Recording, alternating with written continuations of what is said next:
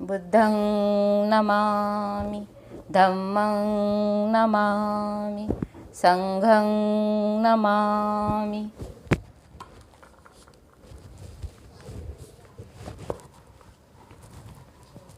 धम्म की पाठशाला या धम्मवर्गामध्ये आपणा सर्वांचं स्वागत। भगवान बुद्ध आणि त्यांचा धम्म या ग्रंथाचा आपण पठन करत आहोत, अभ्यास करत आहोत। आज द्वितीय खंड धम्मदीक्षेची मोहीम यात भाग 8वा पतित व गुन्हेगार यांची धम्मदीक्षा। यात एका उडाणटपूची धम्मदीक्षा, अंगुलीमाल नावाच्या दरोडेखोराची धम्मदीक्षा, इतर गुन्हेगारांची धम्मदीक्षा आणि धम्मदीक्षेची जोखीम हे पाहणार आहोत। भाग 8वा पतित व गुन्हेगार यांची धम्मदीक्षा। एक उडाणटपूची धम्मदीक्षा। प्राचीन काळी राजगृहात एक गुंड राहत होता। तो आईवडिलांना आणि वरिष्ठांना मुळीच मान देत नसे। आपल्या हातून काही चूक झाली तरी पुण्यप्राप्तीच्या आशेने तो यज्ञयाग आणि सूर्य चंद्र अग्नी यांची पूजा करी आणि मगरमस्त राही। परंतु पूजा आणि बलिदान यांसारखे शारीरिक कष्टाचे विधी कितीही केले तरी सतत 3 वर्ष दीर्घोद्योग करूनही त्याच्या मनाला शांती लाभेना। शेवटी श्रावस्तीला जाऊन भगवान बुद्धांची चौकशी करण्याचे त्याने ठरविले। तेथे पोहोचल्यावर बुद्धाचे तेजस्वी व्यक्तिमत्व पाहून त्याने त्यांच्या पायावर लोटांगण घातले आणि आपल्याला किती आनंद झाला आहे हे त्याने सांगितले। नंतर भगवंतांनी त्याला पशूंना बळी देण्यातील मूर्खपणा आणि ज्या विधीचा हृदयावर काहीही परिणाम होत नाही आणि ते ज्यांच्यासाठी करावयाचे त्यांच्याविषयी कसलाही आदरभाव किंवा कर्तव्यबुद्धी यांची जाणीव होत नाही हे स्पष्ट करून सांगितले। तेव्हा ग्रामस्थ आणि विशेषतः मुलाचे आईबाप त्यांची पूजा करण्यासाठी तेथे आले। मुलांच्या त्या मातापित्यांना पाहून आणि आपल्या मुलाच्या विषयी त्यांनी सांगितलेली हकीकत ऐकून बुद्धांनी स्मित केले आणि पुढील गाथा म्हटल्या। थोर पुरुष हा संपूर्णपणे निरीच्छ असतो। तो स्वतः स्वयंप्रकाशित असतो आणि तो प्रकाशातच राहतो। जर एखाद्या वेळी त्याच्यावर दुःखाचा आघात झाला तरी तो विचलित होत नाही। निर्भयपणे तो आपली बुद्धिमत्ता व्यक्त करतो। अशा प्रकारच्या गाथा तथागतांनी या उडाणटप्पू याच्यासमोर म्हटल्या। त्यानंतर त्याने धम्मदीक्षा ग्रहण केली। 2 अंगुलीमालाच्या दरोडेखोराची धम्मदीक्षा। कौशल देशाचा प्रसेनजीत नावाचा राजा होता। त्याच्या राज्यात अंगुलीमाल नावाचा एक दरोडेखोर होता। खून आणि रक्तपात यामुळे त्याचे हात नेहमी रक्ताने बरबरटलेले असत आणि तो कुणालाही कधी दया दाखवित नसे। त्यामुळे गावे ओसाड झाली होती, नगराची नासधूस झाली होती आणि प्रदेश उद्ध्वस्त झाले होते। ठार मारलेल्या प्रत्येक माणसाचे एक एक बोट कापून घेऊन तो त्यांची माळ गळ्यात घालीत असे आणि म्हणूनच त्याचे नाव अंगुलीमाल असे पडले। एकदा भगवंत श्रावस्ती येथे जेतवनात राहत असताना त्यांनी अंगुलीमालाने केलेल्या नासधुसीविषयी ऐकले। तथागतांनी त्याला सदाचरणी मनुष्य बनविण्याचे ठरविले। म्हणून एके दिवशी भोजन झाल्यावर ते आपला बिछाना बाजूला ठेवला आणि आपले चिवर व भिक्षापात्र घेऊन ते दरोडेखोर अंगुलीमाल याला शोधण्यासाठी निघाले। ते त्या बाजूला प्रवास करीत चाललेल्या पाहून गुराखी, मेंढपाळ, शेतकरी आणि वाटसरू मोठ्याने ओरडले, श्रमण, त्या वाटेने जाऊ नका। त्या वाटेने तुम्ही डाकुली अंगुलीमालाच्या हाती पडाल। तथागत अंगुलीमालाला समजावण्यासाठी निघालेले आहेत। वाटेने जात असताना जे लोक त्यांना पाहत आहेत ते त्यांना थांबवत आहेत। दुसऱ्यांदा आणि तिसऱ्यांदा जवळच असलेल्या लोकांनी त्यांना पुन्हा इशारा दिला तरी देखील एकही शब्द न बोलता भगवंत आपल्या वाटेने चालतच राहिले। काही अंतरावरून त्या दरोडेखोराने भगवंतांना येत असताना पाहिले आणि येथे 40-50 प्रवाशांचा जथा देखील त्याच्या वाटेने जाण्यास झटत नसे। तेथे हा तपस्वी त्या वाटेने एकटाच येत असलेला पाहून त्यांना फार आश्चर्य वाटले। त्या अरण्यातून जी वाट जाते त्या वाटेमध्ये कितीही लोक जरी असले तरीसुद्धा त्या डाकूसाठी ते घाबरत असत। परंतु हा कोण मनुष्य आहे की जो एकटा या वाटेने येत आहे हे पाहून अंगुलीमालाला आश्चर्य वाटले आणि या तपस्व्याला ठार मारण्याचा विचार त्याच्या मनात आला। म्हणून ढाल, तलवार आणि धनुष्यबाण घेऊन तो भगवंतांचा पाठलाग करू लागला। भगवंत जरी आपल्या नेहमीच्याच चालीने चालत होते तरी सर्व प्रयत्न करूनही तो दरोडेखोर त्यांना गाठू शकला नाही। तो विचार करू लागला की ही मोठी आश्चर्याची आणि विचित्र गोष्ट आहे. यापूर्वी हत्ती, घोडा, गाडी किंवा हरिण भर वेगात धावत असताना देखील मी त्यांना पकडीत असे आणि आता हा तपस्वी आपल्या नेहमीच्या चालीने चालत असताना सर्व प्रयत्न करूनही मी त्याला गाठू शकत नाही. म्हणून तो थांबला आणि मोठ्याने ओरडून त्याने भगवंतांना थांबण्यास सांगितले. तथागत आपल्या चालीने हळूवार जात असले तरीसुद्धा तो अंगुलीमाल मात्र त्यांना थांबू शकत नव्हता, त्यांना पकडू शकत नव्हता. त्यासाठी त्याने तथागतांना मोठ्याने आवाज दिला. दोघांची भेट झाल्यावर भगवंत म्हणाले, अंगुलीमाला, मी तुझ्यासाठी थांबलो आहे. दुष्कर्म करण्याचा आपला व्यवसाय तू सोडून देशील काय? तुला आपलासा करावा, सदाचरणाच्या मार्गावर तुला आणावा म्हणून मी तुझ्या मागोमाग आलो आहे. तुला सदाचरणी माणूस बनवण्यासाठी मी आलेलो आहे असे तथागत अंगुलीमालाला सांगतात. तुझ्यातील साधुत्व अजून मेलेले नाही. जर त्याला तू संधी देशील तर त्यामुळे तुझ्यात बदल घडून येईल. त्याचे उत्तर अंगुलीमालाने दिले, आपण आपल्या दिव्य वाणीने मला आपल्या दुष्कर्माचा त्याग करावयास सांगत आहात म्हणून मी तसा प्रयत्न करावयास तयार आहे.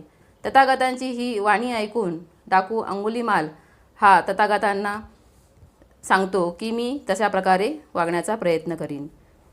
स्वतः ठार केलेल्या लोकांच्या बोटांची आपल्या गळ्यातील माळ त्याने एका खोल खड्ड्यात फेकून दिली आणि भगवंताचे पाय धरून संघप्रवेशाची इच्छा व्यक्त केली. या दरोडेखोराने संघामध्ये प्रवेश मिळावा यासाठी तथागतांना विनंती केली. देवांचे आणि मानवांचे मार्गदर्शक भगवान बुद्ध म्हणाले, हे भिक्खू, माझ्या मागोमाग ये. आणि ही आज्ञा झाल्यापासून अंगुलीमाल भिक्खू बनला. तथागतांनी आपल्या संघामध्ये अंगुलीमालाला प्रवेश दिला. आपल्या परिवारातील एक भिक्खू म्हणून अंगुलीमालाला बरोबर घेऊन भगवंत श्रावस्तीला आपल्या सुखनिवासाकडे निघाले. डाकू अंगुलीमालाला तथागतांनी संघामध्ये प्रवेश दिला आणि ते निघालेले आहेत आपल्या निवासस्थानी. त्यावेळी राजा प्रसेनजिताच्या अंतप्रासादाच्या दाराशी लोकांचा प्रचंड समुदाय जमला होता आणि आपण जिंकलेल्या प्रदेशात अंगुलीमाल या नावाचा एक दांडगा डाकू अत्याचार करून निरुपद्रवी लोकांना ठार करतो आहे. तथागत आपल्या निवासस्थानी जात असताना त्याच वेळेस राजा यांच्या समोर एक जनसमुदाय आला आणि त्यांनी सांगितले की डाकुली अंगुलीमाल जो आहे तो आपल्या प्रदेशात आलेला आहे आणि तो निरुपद्रवी लोकांना ठार करत आहे, त्यांना जखमी करत आहे. त्यामुळे प्रसेनजिताने ठरविले की त्याला मारण्याचे आश्वासन त्या लोकांना त्यांनी दिले, पण त्याला त्यात यश आले नाही. राजा प्रसेनजित याने जनतेला आश्वासन दिले की अंगुलीमालाला मी ठार मारीन, तरीसुद्धा त्याला यश मिळाले नाही. एके दिवशी सकाळी राजा प्रसेनजित भगवंतांना भेटण्यासाठी जेतवनात गेला. भगवंतांनी विचारले, राजा, काय झाले? राजा प्रसेनजित हे तथागतांना भेटण्यासाठी गेलेले असताना भगवंत त्यांना विचारतात, राजा, काय झाले आहे? त्यावर प्रसेनजित राजा म्हणतात, माझ्या राज्यात अंगुलीमाल या नावाचा एक दरोडेखोर आहे. तो प्रजाजनांवर अतिशय अत्याचार करत असतो, पण मी त्याला पकडण्यासाठी अयशस्वी ठरलो आहे. माझ्या राज्यामध्ये एक डाकू जो आहे तो लोकांना त्रास देत आहे आणि त्याला पकडण्यासाठी मी अयशस्वी ठरलेलो आहे असे राजा तथागतांना सांगतात. त्यावर तथागत म्हणतात, राजा, मुंडन केलेला काशाय वस्त्र धारण करून भिक्खूसारखा दिसणारा, जो कोणाला मारीत नाही, जो चोरी करीत नाही, खोटे बोलत नाही, जो दिवसातून एकच वेळ जेवतो आणि श्रेष्ठ जीवन जगतो, अशा अंगुलीमालाला तू पाहिलेस तर काय देशील, काय करशील? तथागत राजा प्रसेनजित यांना सांगतात, ज्यांनी काशाय वस्त्र धारण केलेले आहे आणि जो चोरी करत नाही, खोटे बोलत नाही, जो दिवसातून एकदाच अन्न प्राशन करतो, अशाला जर अंगुलीमालाला तू पाहिलेस तर काय करशील? त्यावर प्रसेनजित राजा म्हणतात, भगवंत, मी त्याला वंदन करीन, त्याला भेटण्यासाठी उठून उभा राहीन, त्याला बसण्याचे आवाहन करीन अथवा वस्त्रे आणि इतर आवश्यक वस्तूंचा स्वीकार करण्याविषयी त्याला विनंती करीन. त्याच्या रक्षणाची, सुरक्षिततेची व्यवस्था मी करीन. त्यावर तथागत सांगतात, आणि त्याच वेळेस त्या क्षणी आपल्या अगदी जवळ बसलेल्या अंगुलीमालाकडे आपला उजवा हात दाखवून भगवंत म्हणाले, राजा, हा पहा अंगुलीमाल. राजाने अशा प्रकारे सांगितल्यानंतर तथागत त्यांना सांगतात की हा पहा अंगुलीमाल. हे ऐकताच राजा भयाने निशब्द झाला आणि त्याच्या अंगावरील केस ताठ उभे राहिले. हे पाहून भगवंत म्हणाले, भिवू नकोस राजा, भिवू नकोस. या ठिकाणी भिण्याचे काहीही कारण नाही. सवीर अंगुलीमालाजवळ जाऊन म्हणाला, आपण खरोखर अंगुलीमाल आहात काय? होय महाराज. तथागतांच्या वाणीनंतर राजा प्रसेनजित हे अंगुलीमालाकडे जातात आणि विचारतात की आपण खरंच अंगुलीमाल आहात काय? महाशय, आपल्या पित्याचे गोत्र कोणते होते आणि आपल्या मातेचे गोत्र कोणते होते? माझ्या पित्याचे गोत्र गार्ग्य होते आणि माझ्या मातेचे गोत्र मंत्राणी म्हणजे मंत्रायणी होते, असे अंगुलीमाल राजा यांना सांगतात. गार्ग्य मंत्रायणी पुत्रा, सुखी हो, आपल्या सर्व गरजा पुरवण्याची मी काळजी घेईन. अशा प्रकारचं आश्वासन राजा प्रसेनजित भिक्खू अंगुलीमाल यांना सांगतात.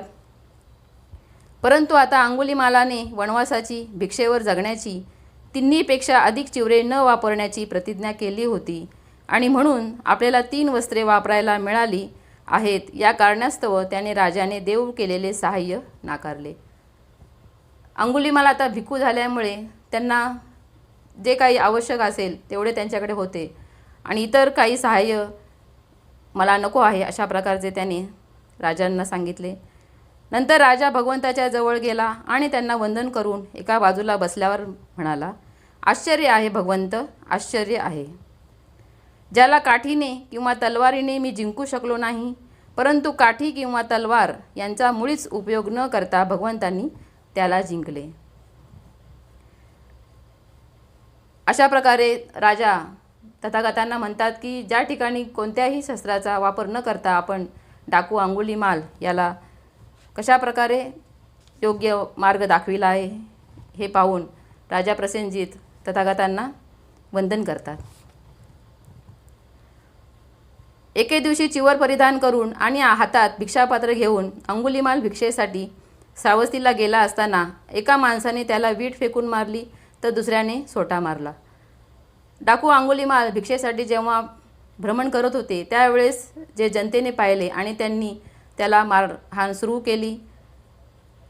त्याचे वस्त्र, त्याचे भिक्षापात्र हे त्याचे नुकसान झाली. तो भगवंताच्या समोर येऊन उभा राहिला. तो जवळ येत असताना भगवंत त्याला म्हणाले, हे सगळे सहन कर, हे सगळे सहन कर. अंगुलीमालाला म्हणजे भिक्खू जे झालेले आहेत त्यांना बाहेर पडल्यानंतर जनतेने अशा प्रकारे त्रास दिला. भिक्खू अंगुलीमाल तथागतांकडे येत असताना तथागत त्याला म्हणतात, भिक्खू अंगुलीमाल, हे आता जे आहे ते सर्व तू सहन कर. याप्रमाणे भगवान बुद्धाची शिकवण स्वीकारून डाकू अंगुलीमाल एक संत पुरुष झाला. त्याने ते सर्व सहन करण्याचे ठरविले आणि तो एक संत पुरुष झाला. मुक्तीचा आनंद व्यक्त करीत तो म्हणाला, भिक्खू अंगुलीमाल म्हणतात, ज्याच्या ठायी पूर्वी अनास्था होती तो आता आस्था दाखवू लागतो. आपले पूर्व जीवन जो सद्गुणांनी झाकून टाकतो आणि आपल्या तारुण्यात जो बुद्धाला शरण जातो तो वादळातून मुक्त झालेल्या चंद्राप्रमाणे सर्व पृथ्वीला प्रकाशमान करतो. अशा प्रकारची वाणी भिक्खू अंगुलीमाल तथागतांच्या बाबतीत उद्गारतात आणि भिक्खू अंगुलीमाल हे बुद्धाच्या धम्माला शरण जातात. 3 इतर गुन्हेगारांची धम्मदीक्षा. राजगृहाच्या दक्षिणेस सुमारे 200 योजने दूर एक पर्वत होता. या पर्वतीत एक घोर आणि निर्जन अशी दरी होती आणि तिच्यातून दक्षिण भारताकडे जाणारा एक रस्ता होता.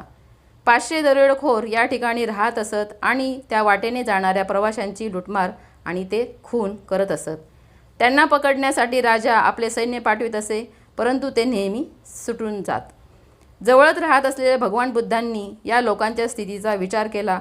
त्यांना स्वतःच्या वर्तनाचे स्वरूप कळत नव्हते आणि जरी भगवंत त्यांना शिकवण्यासाठी त्या जगात आले तरी ते त्या लोकांच्या दृष्टीस पडत नव्हते किंवा त्यांच्या धम्माची माहितीही त्यांच्या कानावर पडली नव्हती. म्हणून भगवंतांनी त्यांच्याकडे जाण्याचे ठरविले. राजगृह या ठिकाणी एका पर्वताच्या दरीमध्ये 500 दरोडेखोर हे येणाऱ्या प्रवाशांना पकडून त्यांना मारहाण करून त्यांचा खून करत असे. हे तथागतांच्या कानी पडले आणि त्यांना समजवण्यासाठी तथागत त्यांच्याकडे जातात. ते त्या ठिकाणी जाऊन त्यांना अशा प्रकारची धम्मवाणी देतात. ते म्हणतात, दुःखासारखी यातना देणारे जखम दुसरी कोणतीही नाही. दुष्कृत्यासारखा खोलवर रुतणारा दुसरा कोणताही तीक्ष्ण बाण नाही. धार्मिक शिकवणुकीच्या एकनिष्ठ परिपालनाखेरीज यावर दुसरा कोणताही उपाय नाही. या शिकवणुकीमुळे आंधळ्याला दृष्टी मिळते, भ्रांत झालेल्यांना ज्ञान प्राप्त होतो. आणि म्हणून अश्रद्धा दूर करण्यास, दुःख नाहीसे करण्यास आणि आनंद मिळवून देण्यास ही धम्माची शिकवण समर्थ आहे. जे ती ऐकतात त्यांनाच ही सर्व श्रेष्ठ प्रज्ञा प्राप्त होते. आणि हे ऐकल्यावर त्या दरोडेखोरांना आपल्या दुष्ट जीवनाचा पश्चाताप झाला. त्यांच्या अंगात रुतलेला बाण गळून पडले आणि त्यांच्या जखमा निघून गेल्या. आणि त्यांनी भगवंतांच्या समोर आपले शिष्य होण्यासाठी विनंती केली आणि ते स्वास्थ्य आणि शांती यांचा त्यांना लाभ झाला. अशा प्रकारे गुन्हेगारांची धम्मदीक्षा या ठिकाणी झालेली आहे. 4. धम्मदीक्षेची मोहीम. पूर्वी भगवान बुद्ध राजगृहापासून 500 योजने अंतरावर असलेल्या एका पर्वतमय प्रदेशात राहत होते. त्या पर्वतमय प्रदेशात 122 लोकांची एक टोळी होती. भगवान बुद्ध त्या ठिकाणी जातात आणि त्यांच्या स्त्रियांना धम्मोपदेश देतात. त्यावेळी ते पुढील प्रमाणे म्हणतात, जो दयाळू आहे तो प्राण्याची हत्या करीत नाही. तो प्राण्यांच्या जीवाचे रक्षण करण्यास नेहमी समर्थ असतो. धर्म अमर आहे. या धर्माचे पालन करणाऱ्यांवर कधीही संकट कोसळणार नाही. अशा प्रकारची गाथा तथागत त्यांच्या पत्नींना देतात. आणि हे पाहून ते जे दरोडेखोर आहेत की जे त्रास देतात आणि त्यांचे पत्नी हे तथागतांकडे आपल्यासाठी धम्मामध्ये संघामध्ये येण्यासाठी विनंती करतात. आणि स्त्रिया आणि पुरुष हे संघामध्ये प्रवेश करतात आणि त्यामुळे त्यांना शांती लाभते. अशा प्रकारे तथागतांच्या संघामध्ये हा धम्म दीक्षेचा मोहीम तथागतांनी या ठिकाणी पूर्ण केलेली आहे. आतापर्यंत झालेल्या वाचनामध्ये जर आपल्याला कोणत्याही प्रकारचा प्रश्न उद्भवला तर कमेंट बॉक्समध्ये आपण कमेंट करावी. आपणाप्रती मंगलकामना. नमो बुद्धाय. जय भीम.